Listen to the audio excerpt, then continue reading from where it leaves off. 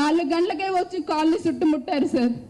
చుట్టుముట్టేసేసి ఏమో దొంగల్లాగా మేమేదో పాకిస్తాన్ టెర్రరిస్ట్ లాగా, మేము పాకిస్తాన్ టెర్రరిస్ట్ లాగా చుట్టుముట్టేశారు. ఇదేంటి ఇంత జనం వచ్చారు, ఎప్పుడు లేదే, చిన్నపిల్లలు ఏడుస్తున్నారు, ఇంత జనాలను చూస్తే పిల్లలు ఏడుస్తున్నారు, కూల్ చేస్తున్నారు, కనీసం బట్టలు తీసుకోవడానికి కానీ అక్కడ ఉన్న వస్తువులు తీసుకోవడానికి కానీ ఏం అవకాశం లేదు. ఏందయ్యా అంటే మీరు ఎవరు మాట్లాడదు సార్. ఒక ఇంటికి ఒక 5గురు మున్సిపాలిటీ వాళ్ళు, ఒక 6గురు పోలీసు వాళ్ళు ఒక్క ఇంటికి సార్, ఒక్క ఇంటికి అలా కాపలా కాసి ఎలా చేస్తున్నారంటే చెప్పాలా? మీరు లోపలికి వెళ్ళొద్దు, ఏ సామాను ముట్టుకోవద్దు, మీకు అధికారం లేదు అన్నట్టు దౌర్జన్యంగా సార్ బట్టలు తీసుకోవడానికి కానీ అక్కడున్న కనీసం తినే వస్తువులు బియ్యము, నూనె, ఉప్పు, పప్పులు ఏమన్నా కొనుక్కొని తెచ్చుకున్నా అవి తీసుకోవడానికి కూడా మాకు అవకాశం ఇవ్వలేదు సార్. అలా దారుణంగా కూల్ చేశారు. ఎవరి భూమి? మేమేమి ప్రభుత్వ భూములలో లేమే, ప్రభుత్వ భూములలో లేము కదా. మేమున్నది మాకు పేదల కోసం ఇచ్చిన ఒక భూదాన భూమిలోనే ఉన్నాము.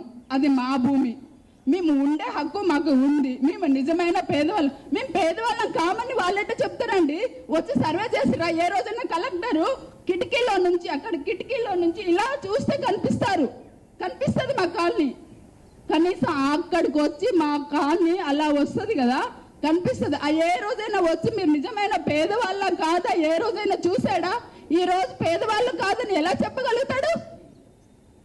మాకు ఇదంతా తెలియదండి. మాకు ఇప్పుడు అంటున్నారు మంత్రులు, మీకు వేరే దగ్గర ప్లేస్లు ఇస్తాము, అక్కడ వెళ్ళి ఉండండి.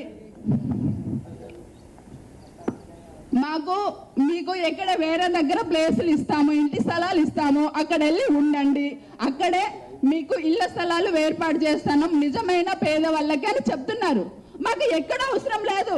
మీ భూములు ఇవ్వద్దు, మీ ఇళ్లలో ఇవ్వద్దు, మీకు ఎక్కడ ఇవ్వద్దు. మా భూదాన భూమిలోనే, మా ఇంటి స్థలంలోనే, మా ఇల్లు కూలగొట్టిన దగ్గరే మాకు ఇల్లు కట్టి మాకు నష్టపరిహారం ఇస్తే చాలు. మేము కోరుకునేది అదొక్కటే సార్, మా డిమాండ్.